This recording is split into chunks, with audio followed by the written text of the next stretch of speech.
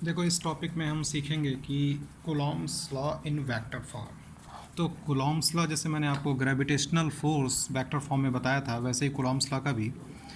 जैसे मान लो ये Q1 Q2 r दूरी पर है, तो जब आपको मैग्नीट्यूड लिखना होता है तो आप ये लिखते हैं कि Q1 Q2 by are square. Q1 वाला इस पर फोर्स इधर लगाएगा, दोनों पॉजिटिव है, तो इसको मैं दिखा सकता हूँ F/2 ड्यू टू 1, ऐसे दिखा सकता हूँ। और 2 वाला 1 पे इधर लगाएगा तो इसको मैं दिखा सकता हूँ F/1 ड्यू टू 2। देखो, दोनों का मैग्नीट्यूड बराबर होगा, लेकिन अगर वेक्टर के एज अ वेक्टर दोनों बराबर नहीं होंगे, is not equal to F/2 1, क्योंकि इसका डायरेक्शन आई कैप है और इसका डायरेक्शन माइनस आई कैप है। देखो, ये Coulomb's law in vector form जानना इसलिए ज़रूरी है क्योंकि कभी कभी कुछ क्वेश्चंस ऐसे आएंगे जहाँ पर वेक्टर ही आपके नैया पार लगाएगा, है ना। फिलहाल पहले आप वेक्टर फॉर्म में लिखना सीख लीजिए। तो ये मैग्नीट्यूड, और जब भी हम वेक्टर लिखते हैं तो मैंने बताया था कि मैग्नीट्यूड को यूनिट वेक्टर से मल्टीप्लाई करते हैं। तो ये मैग्नीट्यूड है Q1 Q2 by are square, और ये इसका यूनिट वेक्टर है ना। और यूनिट वेक्टर मतलब जैसे मान लो कि अगर मैं F/1 निकाल रहा हूँ, है ना, तो इस डायरेक्शन में यूनिट वेक्टर हमको ये लेना पड़ेगा आर कैप। और आर कैप को हम लिखते हैं, और यूनिट वेक्टर क्या लिखते हैं? यूनिट वेक्टर हम लिखते हैं वेक्टर बाई मॉड। तो अब इसको हम क्या लिख सकते हैं? Q1 Q2 by r cube vector r. इस तरह से आपको वेक्टर फॉर्म में कूलॉम्स लॉ को लिखना है। जैसे मान लीजिए कि अब मैं एग्जांपल लेकर थोड़ा समझाऊंगा। जैसे मान लो कि ये पॉइंट ए था, यहीं पे बता देते हैं, ये पॉइंट ए था और ये पॉइंट बी था, ठीक है। तो अगर हम F/1 लिख रहे थे तो वेक्टर का डायरेक्शन किधर से किधर था? ए से बी की तरफ। तो ये जो वेक्टर आर मैं दिखा रहा हूँ, तो जैसे जब वेक्टर अगर F/1 आप लिखते तो मैग्नीट्यूड ऐसे लिखते Q1 Q2, और वेक्टर किधर से किधर जा रहा था? ए से बी की तरफ, तो हम लिखते वेक्टर ए बी, और डिवाइडेड बाई इसी वेक्टर के मॉड का cube. Vector divided by vector के मॉड का क्यूब। अगर मान लो हम लिखते F/2, अगर ये लिखना होता तो इसका डायरेक्शन यूनिट वेक्टर का किधर से किधर होता? बी से ए की तरफ होता। तो लिखते Q1 Q2, और चाहे तुम ए बी का मॉड लो चाहे बी ए का मॉड लो, वो तो सेम ही आना है। तो ये तो ऐसे लिखेंगे, और ये वेक्टर लिखेंगे बी ए। तो इस तरीके से आपको वेक्टर लिखना है। जैसे मैं एक छोटा सा एग्जांपल ले रहा हूँ, पहले उसको समझिए। जैसे मान लो मैंने 3 कूलॉम का चार्ज यहाँ पे, या मैं Q कूलॉम का चार्ज यहाँ पे लिया और 2 Q कूलॉम का चार्ज यहाँ पे लिया। ये वेक्टर ए है और ये वेक्टर बी है ना। बीच की दूरी d ले लो, ये पॉइंट ए है, ये पॉइंट बी है। अब आपको मान लीजिए कि फोर्स ऑन 2Q लिखना है, फोर्स ऑन 2Q लिखना है, वेक्टर के फॉर्म में लिखना है। तो देखो, पहला काम किया करो, कोऑर्डिनेट लिखना सीख लो अभी। तो इस Q को मैं मान लेता हूँ 0 0, तो ये अगर कोऑर्डिनेट मान रहे हैं तो ये होता है x एक्सिस, और ये क्या होता है? y axis. तो इसके अलॉन्ग जो आएगा यूनिट वेक्टर आई कैप, इधर क्या आ जाता है? j cap. तो ये 0 0 है, तो इसका कोऑर्डिनेट क्या लिखोगे? d, 0। मैं वेक्टर फॉर्म में लिखना सिखा रहा हूँ। देखो, जब ऐसे सवाल सॉल्व करना हो तो डायरेक्ट जो फार्मूला आपको बताया था मैंने Q1 Q2 by are square, उससे लगा लिया करो, लेकिन वेक्टर फॉर्म भी सीख लो। अभी मैं एग्जांपल ले रहा हूँ, तब आपको समझ में आएगा कि वेक्टर जानना क्यों ज़रूरी है। तो F/2Q, तो Q वाला 2Q पर फोर्स किधर लगाएगा? इस तरफ लगाएगा। ये Q वाला 2Q पर फोर्स किधर लगाएगा? इस तरफ लगाएगा। तो फोर्स ऑन 2Q मैं वेक्टर फॉर्म में लिख रहा हूँ। तो क्या लिखेंगे? Q1 Q2 अपॉन छोड़ दो, पहले वेक्टर लिखो। तो डायरेक्शन किधर से किधर जाएगा? ए से बी की तरफ। तो ये हो गया वेक्टर ए बी, और नीचे इसी वेक्टर के मॉड का क्यूब। पहले तरीका सीखो पूरा। अब हमको लिखना है वेक्टर ए बी। तो ए बी के लिए क्या करते हैं? बी में से ए घटाते हैं। तो घटाते क्या है? एक्स में से एक्स घटाओ, तो डी में से 0। डी एक्स के साथ है तो आई कैप, वाई भी 0, ये भी। तो वेक्टर क्या आ गया? डी आई कैप, और इसका मॉड क्या हो जाएगा? डी ही रहेगा ना। नॉट क्या रहेगा, आई के कोफिशिएंट का स्क्वायर प्लस जे का कोफिशिएंट का स्क्वायर, तो क्या आ जाएगा answer 2k square D I cap और नीचे आ जाएगा डी क्यू, तो कट के आंसर कितना आ गया 2k स्क्वायर डी स्क्वायर आई कैप। वेक्टर फॉर्म समझना ज़रूरी है। अब मैं एग्जांपल ले रहा हूँ कैसे इसको यूज़ करेंगे। जैसे याद करो मैंने आपको एक क्वेश्चन दिया था, आपके वीडियो लेक्चर दूसरे वाले लेक्चर में सेव है वो।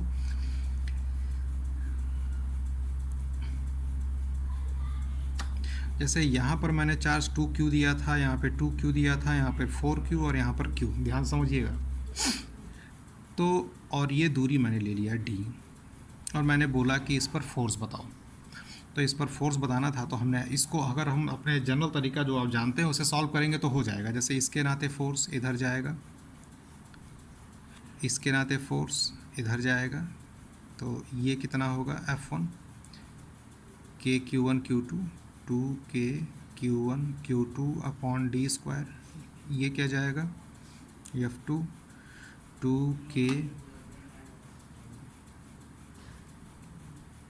q1 q2 by D square, और इसकी वजह से ये ऐसे 45 डिग्री पे जाएगा, ये क्या आ जाएगा 4k q1 q2 अपॉन, ये शायद मैंने d√2 था, मैंने d ले लिया है, d तो ये कितना हो जाएगा d√2, तो ये हो जाएगा 2d स्क्वायर।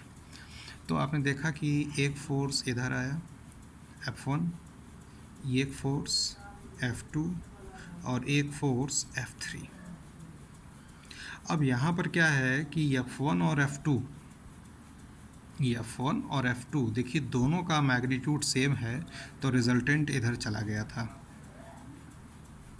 सीधे सीधे जोड़ दिया था, क्योंकि देखो ये और ये बराबर था, तो रिजल्टेंट जो था इसके साथ एंगल कितना बनाएगा 45 डिग्री, ठीक है ना। लेकिन अगर मान लो ऐसा होता ये 2q है और यहाँ पर मैं ले लेता 3q, अगर ये वाला मैं ले लेता 3q तो ये फोर्स तो थोड़ा बड़ा हो जाता, तो क्या इसका रिजल्टेंट और इसका रिजल्टेंट बिल्कुल बीच से जाता, बाइसेक्ट नहीं करता ना, बीच से नहीं ना जाता।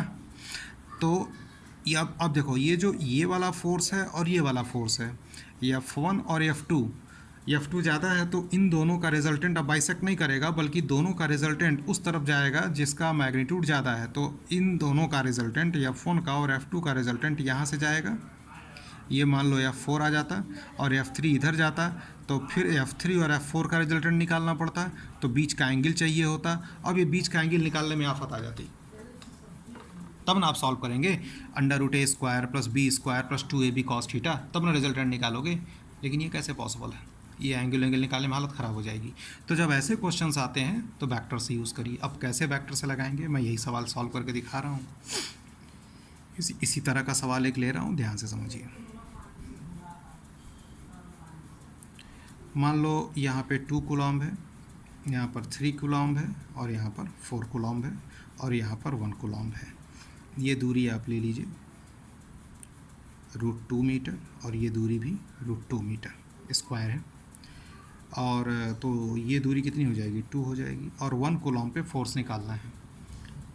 तो जब ये लगता हो जैसे यहाँ पे दिखा ना कि ये और ये फोर्स बराबर नहीं है, तो जब इस तरह के केसेस आए तो समझ लो कि तुम्हें वेक्टर फॉर्म यूज़ करना है। तो क्या करोगे, 2 कूलम्ब को तुम मान लो 0 0, तो इसका कोऑर्डिनेट क्या हो जाएगा √2, 0, इसका √2, √2, ये ओरिजिन है तो ये x एक्सिस, ये y एक्सिस, कोऑर्डिनेट लिखने आता ही होगा, ये 0, √2, ये क्या हो जाएगा 0, √2, है ना।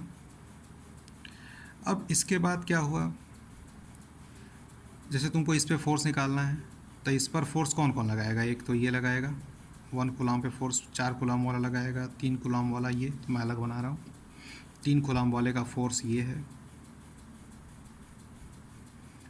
ना, 3 कूलम्ब वाले का फोर्स ये है, मान लो ये F2 है, 4 कूलम्ब वाले का फोर्स ये है, ये मान लो F1 है, और 2 कूलम्ब वाले का फोर्स इधर सीधे जाएगा, ये मान लो F3 है। अब F1 हम लिखेंगे और सब वेक्टर के फॉर्म में लिखो, और मैं ये मान लेता हूँ, ये A है, ये B है, ये C, ये D, तो F1 लिखते हैं। F1 कौन सा है, ये वाला 4 कूलम्ब वाला जो फोर्स लगाएगा इधर F1। तो F1 लिखोगे तो क्या लिखोगे, K Q1 Q2 यानी 4 कूलम इंटू 1 कूलम, 4 मतलब K Q1 Q2 वेक्टर लिखो। और वेक्टर देखो ये 4 वाला 1 पे फोर्स किधर लगा रहा है, सीधे ना, तो वेक्टर का डायरेक्शन क्या आएगा, डी सी वेक्टर, और नीचे वेक्टर के मॉड का क्यूब। तो 4K डी सी वेक्टर क्या होगा, ध्यान से देखिए, √2 -0 आई कैप, फिर √2 तो निकल जाएगा तो 0 आ गया, तो ये क्या आ गया आई कैप, और इसके मॉड, इसका मॉड क्या होगा, √2 ही होगा ना, और √2 का क्यूब करेंगे तो क्या आ जाएगा 2√2। ठीक, तो ये इस तरह से आपको सॉल्व करना है। तो ये अब देखिए ये कट गया, यहाँ पे √2 क्या हुआ, कट गया, तो आंसर क्या आ गया 2K आई कैप। ठीक है, तरीका आपको समझ में आ रहा होगा किस तरह से सॉल्व करना है। ये कितना आ गया 2K आई कैप आ गया। ठीक है, अब इसी तरह से हम F2 निकालते हैं। F2 मतलब ये वाला फोर्स, ये वाला है ना, तो F2 लिखिए। तो F2 क्या लिखेंगे, अभी देखिए, K Q1 Q2 मतलब 3 है ना, 3, और वेक्टर क्या लिखेंगे, किधर से किधर जा रहा है, B से C की तरफ, तो वेक्टर क्या हो जाएगा BC, और फिर उसी के मॉड का क्यूब। ठीक है ना, इस तरीके से लिखना है, ये वाला लिखा है मैंने। ठीक है, तो ये हो गया 3K, और BC वेक्टर क्या लिखेंगे, BC C में से B घटाएंगे, तो ये तो पता ही है ना, √2 आई कैप प्लस √2 जे कैप माइनस √2, तो ये बस √2 जे कैप बचा, और फिर इसी के मॉड का क्यूब, तो 2√2 कैंसिल, तो क्या आ गया 3K/2 जे कैप, है ना। अब हमको क्या लिखना है फिर, F4 लिखना है, ये सॉरी F3 लिखना है, तो मैं यहाँ लिख दे रहा हूँ। तो F3, अब देखो F3 का डायरेक्शन किधर से किधर रहेगा, A से C की तरफ, तो K Q1 Q2 मतलब 2, और वेक्टर क्या लिखेंगे A से C की तरफ, तो AC वेक्टर, और नीचे उसी के वेक्टर के मॉड का क्यूब, तो ये हो जाएगा 2K, और वेक्टर AC देखो क्या लिखेंगे, सीधे सीधे √2 आई कैप प्लस √2 जे कैप। ठीक है ना, थोड़ा सा मेथड आपको बड़ा लग रहा होगा लेकिन सीख लीजिए। और इसी के मॉड का क्यूब, तो इस वेक्टर का मॉड क्या आएगा, अगर ये वेक्टर है आपके पास √2 आई कैप प्लस √2 जे कैप, तो वेक्टर का मॉड कैसे निकालेंगे, आई के कोफिशिएंट का स्क्वायर प्लस जे के कोफिशिएंट का स्क्वायर, 4 √2 तो क्या आएगा 2, यानी कितना आ जाएगा 2 का क्यूब यानी 8। अब आप देखो आपके सामने ये तीनों वेक्टर मिल गए, F1 F2 F3, और रिजल्टेंट के लिए क्या करना फिर, F1 plus F2 plus F3, आई को अलग कर लेना, जे को अलग कर लेना, आपका रिजल्टेंट फोर्स मिल गया। तो डायरेक्ट यहाँ पे ज़्यादा कुछ सोचने की ज़रूरत नहीं रहेगी। ठीक है, एक सवाल मैं आपको दे दे रहा हूँ, आप प्रैक्टिस कर लीजिएगा।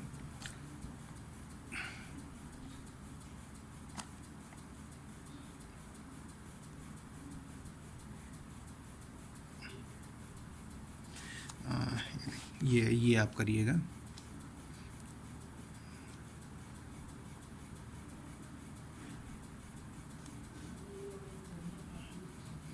यहाँ पे चार्ज 2Q, यहाँ पे चार्ज -2Q, यहाँ पे चार्ज -4Q, और यहाँ पे जो है वो 1 कूलम का चार्ज है इसी, और ये जो लेंथ है ये L है सारा। 1 कूलम पे फोर्स निकालना है वेक्टर मेथड से करना है। और दूसरा सवाल है, एक मैं क्यूब बना रहा हूँ,